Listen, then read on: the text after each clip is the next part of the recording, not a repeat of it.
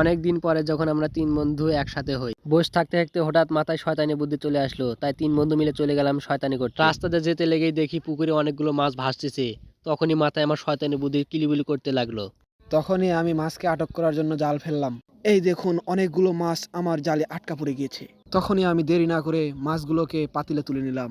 এরপর উপরে তাকাতেই দেখি গাছে অনেকগুলো ডাব ধরে আছে। দেরি না করে গাছে উঠে পড়লাম। গাছে উঠেই আমি গদগদ করে ডাবগুলো পাড়া শুরু করে দিলাম। ডাবটি নিচে ফেলতেই বন্ধু আমার বুকে ডাবটি গেঁথে নিল। ডাব পাড়া শেষে বন্ধু যখন গাছ থেকে নামছে তখন বন্ধুর অবস্থা। অবশেষে আমরা ডাবগুলো পাড়তে সফল হলাম। এরপর আমার বন্ধু ডাব কাটা শুরু করলো। যে ডাব কাটাই একের মুশকিল, আর যে মালটা নিয়ে আমরা তিন বন্ধু ডাবটি ফুটা করে খাওয়ার প্রস্তুতি নিচ্ছিলাম। বন্ধু আমার বেশি পরিশ্রম করছে, তাই একটু হালকা ভালোবাসা দিচ্ছি। অবশেষে খাওয়া শুরু করে দিলাম। কি ভাইয়া খাইতে মনে চায়? জল চলে এসেছে নাকি? রস পরে ভাইয়া, রস রস।